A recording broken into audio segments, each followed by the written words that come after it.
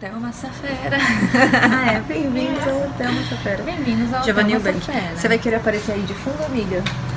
Não. E por enquanto você pode ficar aí pensando vaza. na sua vida enquanto eu vou fazer aqui com a Natália. Vai ficar assim aqui. Essa é a Kelly. É bem essa pessoa.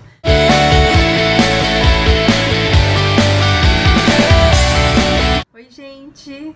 Hoje eu tenho visita. Aliás, maio foi o mês das visitas neste canal. E temos aqui Natália Seminário, minha amiga de infância.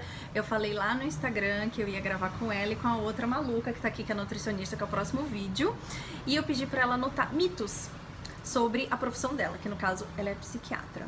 Então, vamos lá, Natália, conte pra gente mitos sobre a psiquiatria. Então, eu separei 5 mitos assim mais comuns pra mim. Mas não necessariamente que são mitos comuns pros outros psiquiatras. Primeiro deixa eu só explicar pra galera. Você trabalha especializado com... Eu fiz psiquiatria e depois eu me especializei em psiquiatria da infância e da adolescência. Então, o meu foco é em pessoas mais jovens mesmo. E vamos explicar uma coisa também, que passar com psiquiatra é diferente de passar com terapeuta. Sim. Então pode ter alguma mãe me assistindo pensando que o filho dela precisa de psiquiatra e ele precisa de terapeuta ou vice-versa. E vice-versa, isso. Geralmente, se passa comigo, eu acho que é terapeuta, eu encaminho pro terapeuta. Se passa com terapeuta, ele acha que precisa passar comigo, ele encaminha pro psiquiatra. E qual é a diferença, essa linha tênue? Bem, o terapeuta, na verdade, ele pode também ser um psiquiatra, mas ele trabalha de uma outra forma, é um outro tipo de setting que a gente fala, né? Ele vai trabalhar questões que a gente chama de psicodinâmicas, então como funciona dentro da casa, dentro do trabalho, da escola, se for criança, e os conflitos que a pessoa vivencia no cotidiano. O psiquiatra, ele, por formação, ele é um médico que fez uma residência em psiquiatria e que, claro, ele também vai avaliar essas outras questões, mas vai tentar encontrar algum critério diagnóstico que seja... Uma patologia. Isso, que seja condizente com o caso clínico, e a partir disso ele vai traçar uma linha de tratamento. Então ele pode só indicar terapia ou a gente pode, por exemplo, medicar. O terapeuta, ele não medica. Não passa medicamento. Essa era a única diferença que eu de fato sabia. Agora vamos lá aos mitos, então, pra ver o que a gente sabe e o que a gente não sabe. Bem, o primeiro mito que a gente estava conversando mais cedo é que bipolar é uma pessoa que muda de humor a toda hora.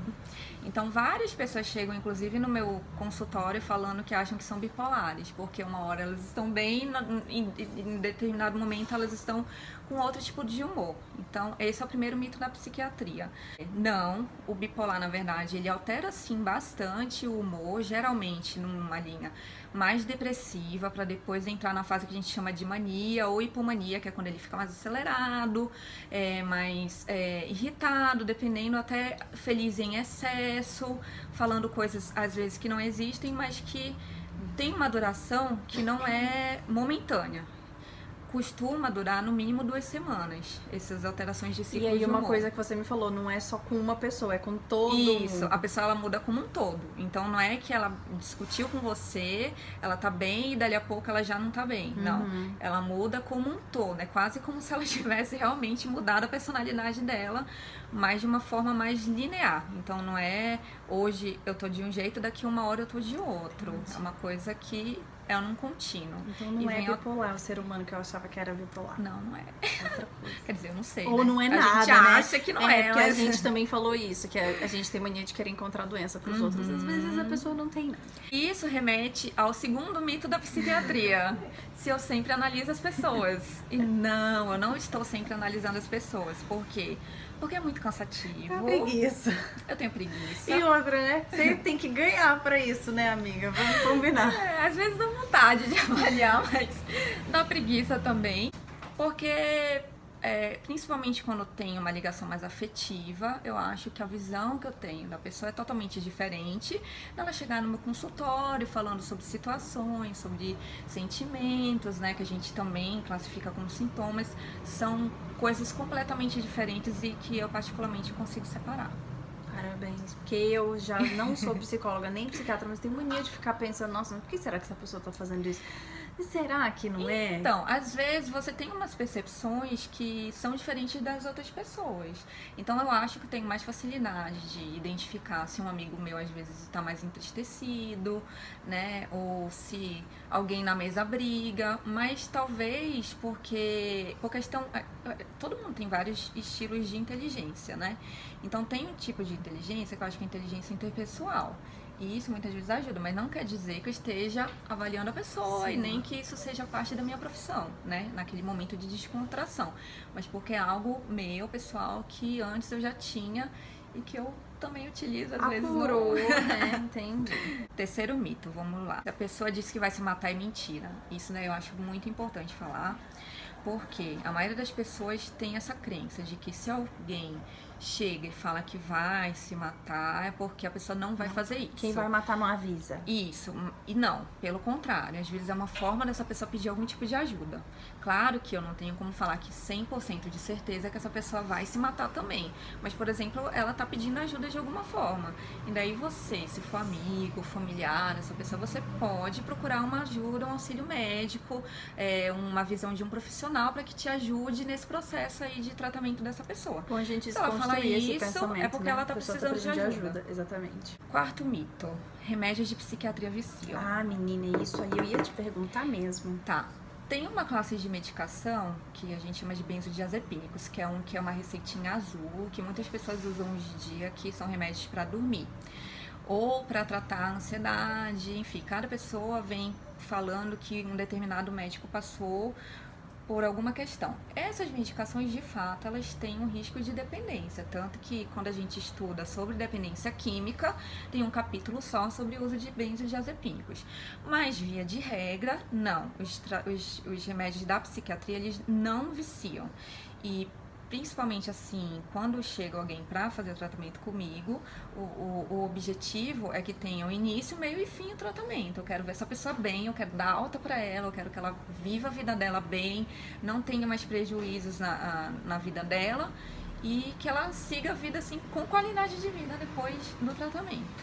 E a outra que também eu acho que fica bem parecido com essa é de que só melhora o transtorno mental se usar remédio. Então, tem pessoas que chegam no consultório falando assim, ai, mas você não vai me passar remédio? Nem sempre a gente passa remédio. Se precisar de medicação, a gente, óbvio, vai fazer uso deles, né? Mas, assim, a gente tem graus de gravidade na psiquiatria também. Então, tem o que é leve, moderado e grave. Então, de leve a moderado, eu posso pensar até 3, 4, 5 vezes antes de passar uma medicação. Principalmente eu que trabalho com crianças e adolescentes, eu particularmente prefiro tentar outras coisas antes. Orientações, conversar com a escola, tentar modificar algumas coisas do ambiente familiar, para só depois pensar na medicação. Agora, é claro que tem casos graves que não tem como eu não usar, ou dependendo do tipo de transtorno. Mas eu acho que é isso. Tem um mito que eu acabei de pensar agora, que a gente conversou sobre isso recentemente, que eu mandei mensagem pra ela perguntando o que ela achava de meditação e essas coisas, porque a gente tem a crença de que médico é cético e não acredita nessas coisas. E a resposta dela foi muito legal. Fala pra pessoa. Então, eu sempre falo que desde que ajude o paciente no tratamento, eu nunca contraindico nada. Né?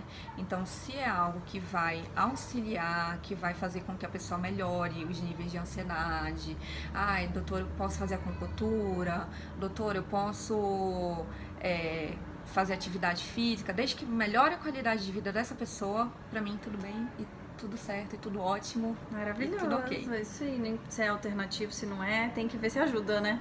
Com certeza. Então, teve uma pergunta que me mandaram lá quando eu pedi pra perguntarem pra vocês. Uma menina perguntou como você soube que era psiquiatria que você queria. Todo mundo me pergunta isso. Inclusive eu, porque a Natália, quando entrou na faculdade, dizia que queria fazer oncologia, né? Oncopediatria. E aí, porque eu pensei nisso, também não sei. Virou psiquiatra. Então, eu nunca tinha pensado em ser psiquiatra, mas no eu estava no 5º ano de faculdade, um colega de internato meu, uma vez fez uma pergunta na roda de conversa, assim, da seguinte forma, né? O que na faculdade a gente tinha estudado, qual foi o módulo que a gente mais gostou? E daí eu, na hora, pensei e eu percebi que tinha sido a psiquiatria. Então, daí eu resolvi estudar e fiz as provas de residência, passei aqui em Campinas, prestei a residência e realmente é algo que eu gosto muito de fazer, que eu me identifico, que eu sou realizada nisso. Que legal! Muito obrigada por ter participado deste canal, mandando conteúdo para essas pessoas. Então você agora curte, compartilha esse vídeo. A Pietra acordou e é isso. Um beijo, até a próxima semana. Tchau! Tchau!